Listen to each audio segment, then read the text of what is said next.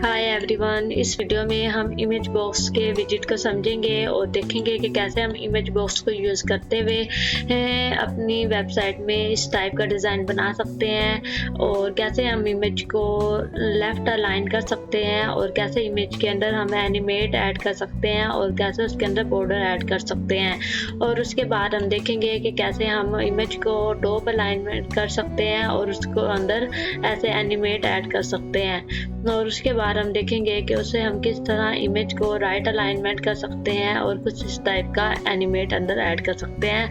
तो उसके लिए हम आ जाते हैं अपनी एलिमेंटर के डैशबोर्ड में और यहाँ पर हम सिंपल पहले इमेज बॉक्स के विजिट को समझते हैं कि उन्होंने हमें इसमें कौन कौन से ऑप्शन दिए हुए हैं। यहाँ से हम सिंपल एक कंटेनर लेंगे। कंटेनर लेने के बाद इमेज बॉक्स को क्या करेंगे, ड्रैग एंड ड्रॉप करेंगे। इमेज बॉक्स को जैसे ड्रैग एंड ड्रॉप करेंगे तो हमें उन्होंने इमेज बॉक्स की सेटिंग के ऑप्शन हमें दे देंगे। सबसे पहले यहाँ पर हम इमेज सेलेक्ट करने का ऑप्शन दिया हुआ है। हम यहाँ से इमेज कोई भी सिलेक्ट कर सकते हैं। सिलेक्ट करने के बाद हम क्या करेंगे, सिलेक्ट करने के बाद हम यहाँ से कोई भी टाइटल दे सकते हैं और यहाँ पर कोई भी डिस्क्रिप्शन दे सकते हैं। यहाँ पर उसके बाद नीचे हमें इसके अंदर इमेज बॉक्स के अंदर अगर हम कोई आइकन लिंक ऐड करना चाहते हैं तो हम वो लिंक ऐड कर सकते हैं और टाइटल की हेडिंग कि हम जिस में H1 देना चाहते हैं 2 देना चाहते हैं तो हम यहाँ से हेडिंग दे सकते हैं। उसके बाद अगला हमें स्टाइल का ऑप्शन दिया हुआ है कि अगर हम इमेज को पोजीशन करना चाहते हैं, लेफ्ट अलाइन करना चाहते हैं या राइट करना चाहते हैं तो और टॉप करना चाहते हैं तो हम टॉप कर सकते हैं। जैसे कि यहाँ पर हमने इमेज को यहाँ टॉप में किया हुआ है और इधर से हम अगर इसकी पोजीशन को लेफ्ट में करना चाहते हैं तो हम ऐसे लेफ्ट में कर सकते हैं और अगर हम राइट में करना चाहते हैं तो हम ऐसे राइट में कर सकते हैं। ठीक है, और नीचे हमें ये इसके कंटेंट को अलाइनमेंट करने का ऑप्शन दिया है। अगर हम टॉप में रखना चाहते हैं तो ये टॉप में हो गई और अगर हम इसको मिडल में लेकर आना चाहते हैं, यहाँ पे हम सिलेक्ट करेंगे तो हमारे पास जो ये कंटेंट होगा वो मिडल में आ जाएगा और अगर हम लास्ट पे करना चाहते हैं तो हम लास्ट में कर सकते हैं। ठीक है, उसके बाद इसकी अलाइनमेंट टेक्स्ट की फिर अलाइनमेंट दी गई है कि हम कैसे उसको अलाइन करना चाहते हैं, लेफ्ट में, राइट में, सेंटर में या फिर जस्टिफाई करना चाहते हैं तो हम ऐसे कर सकते हैं।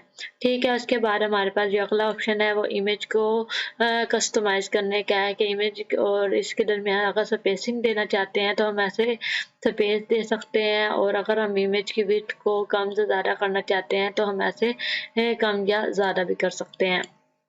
उसके बाद इमेज के अंदर कोई बॉर्डर ऐड करना चाहते हैं तो हम यहाँ से कोई बॉर्डर भी ऐड कर सकते हैं और अगर बॉर्डर की विड्थ कितनी हो तो हम उसके मुताबिक उसको विड्थ भी दे सकते हैं और उसको कलर भी दे सकते हैं। और उसके बाद उसके रेडियस देना चाहते हैं तो हम बॉर्डर को रेडियस भी ऐसे दे सकते हैं। जैसे कि आपको ये नज़र आ रहा है, यहाँ पे बॉर्डर को रेडियस दिया गया है और उसके बाद बॉर्डर का यहाँ से स्टाइल ऐसे चेंज किया गया है। ठीक है, उसके बाद अगला एनिमेशन का हमें ऑप्शन दिया गया है कि हम इसमें एनिमेशन कैसे ऐड कर सकते हैं। जैसे कोई होवर करे तो ये एनिमेट करे। यहाँ से हमें डिफरेंट एनिमेशन दिए हैं, हम जो भी चाहते हैं हम उसके अंदर एनिमेशन ऐड कर सकते हैं। उसके बाद यहाँ पर फिल्टर का भी ऑप्शन दिया है कि जो हम CSS फिल्टर को यूज़ करके हम अपनी डिज़ाइन बनाते थे कि अगर डार्क हो जाए और होवर करने के ऊपर ये हो जाए डिफरेंट कलर का तो हम इसमें एनिमेट भी ऐसे करके ऐड कर सकते हैं। ठीक है, उसके बाद हमारे पास ओपेसिटी के कितनी ओपेसिटी हो तो हम ओपेसिटी में ओपेसिटी भी दे सकते हैं इसके अंदर।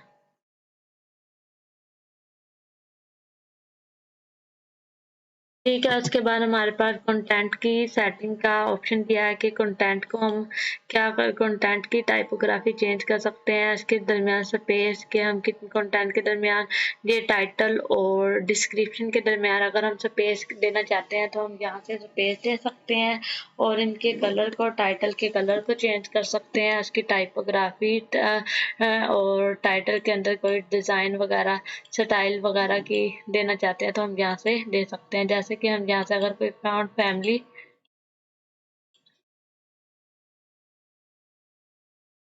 सिलेक्ट करें और उसके बाद हम यहाँ पर उसको स्ट्रोक करना चाहें तो हम इसे स्ट्रोक कर सकते हैं किसी भी कलर में ऐसे।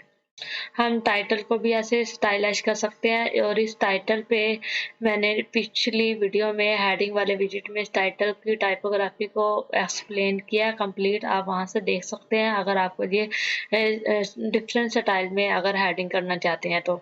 उसके बाद अगर हम इसमें शेडो देना चाहते हैं तो हम शेडो दे सकते हैं और आगे डिस्क्रिप्शन को स्टाइलिश करने का ऑप्शन है, उसकी टाइपोग्राफी उसकी शेडो का। अब ये जितनी आप इसको प्रैक्टिस करेंगे उतनी ही आपको डिज़ाइन को क्रिएटिवली तरीके से बना सकते हैं और सीख सकते हैं इस टूल को उतने बेहतर तरीके से सीख सकते हैं। और उसके बाद यहाँ पर अब हम देखते हैं कि कैसे हम अपने इसके हमें यही ऑप्शन दिया एडवांस में, सेम सबके सेम होते हैं। एडवांस में आने के बाद हम देखते हैं कि कैसे हम ये पीछे बैकग्राउंड का कलर दे सकते हैं। तो इसमें हमने बैकग्राउंड इधर एडवांस में आएंगे, एडवांस में आने के बाद हमें बैकग्राउंड का ऑप्शन दिया जाता है। बैकग्राउंड के ऑप्शन में हमें यहाँ पर हम कोई भी बैकग्राउंड ऑप्शन कलर दे सकते हैं और उसके बाद यहाँ से उन्हें हमें रेडियस का ऑप्शन दिया जाता है, हम उसके मुताबिक इसका रेडियस भी दे सकते हैं। जैसे कि अगर कोई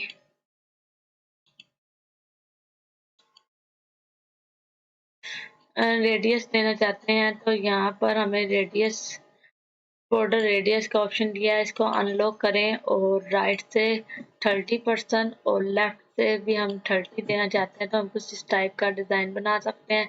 जैसे कि आपको ये नज़र आ रहा है यहाँ पर रेडियस दिए गए हैं, तो हम इस तरह से अलाइनमेंट करके और इससे डिज़ाइन बना सकते हैं। और इसमें हमें ऐसे दिया है। और एक और चीज़ हमें जो मेन चीज़ नोट करने वाली है वो ये है कि अगर हम जो इमेज है ना, आपने जो भी इमेज लेनी है उसकी विड्थ और हाइट एक जैसे इक्वल होनी चाहिए। 1000 बाय 1000 जितनी भी इमेज मैंने ली हैं वो एक ही विड्थ और हाइट के लिए इक्वल। अगर हम पहली इमेज की विड्थ हाइट और होगी, दूसरे की और होगी, तीसरे की और होगी तो ये ठीक तरह से अलाइन नहीं होगा और हमारे डिज़ाइन जिस तरह हम अचीव करना चाहते हैं वो वैसे उसके मुताबिक नहीं बनेगा। इसी तरह यहाँ पर भी जो इमेज ली है उसकी जो विड्थ और हाइट है वो एक जैसी है, इसीलिए जैसे अलाइन किया गया है और सही ठीक इस्तेमाल हो जाता है। और अगर हमारी विड्थ और हाइट डिफरेंट होगी तो फिर हम इसे ठीक तरह से अपनी डिज़ाइन नहीं बना सकते।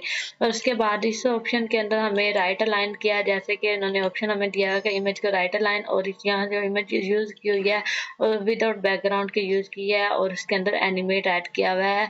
और यहाँ पर उसकी टाइटल के जाकर कंटेंट के टाइटल के अंदर उसकी टाइपोग्राफी को टेक्स्ट स्टॉक किया हुआ है और उसके कलर दिया हुआ है। इसी तरह हम इस विजिट को यूज़ करके कुछ इस टाइप के डिज़ाइन बना सकते हैं। बाकी आपकी क्रिएटिविटी है, आप अपनी इसे जितना प्रैक्टिस करेंगे उतना ही आप इस टूल को बेहतर तरीके से यूज़ कर सकेंगे और अपनी वेबसाइट को अच्छी तरह से डिज़ाइन कर सकते हैं। और आप अगर और जिस टाइप की भी आप वेबसाइट बनाना चाहते हैं तो स्टाइल इस तरह बना सकते हैं इस टूल को डीपली समझकर। मैंने इस पूरे एलिमेंटर पर एक वीडियो अपलोड की हुई है अपने यूट्यूब चैनल में, आप वहां पर जाएं और इसके एक विजिट को एक्सप्लोर करें और देखें कि हम कैसे इस विजिट को की मदद से एक प्रोफेशनल वेबसाइट बना सकते हैं और कस्टम डिज़ाइन के साथ। इस वीडियो में इतना ही, मिलते हैं अगली वीडियो।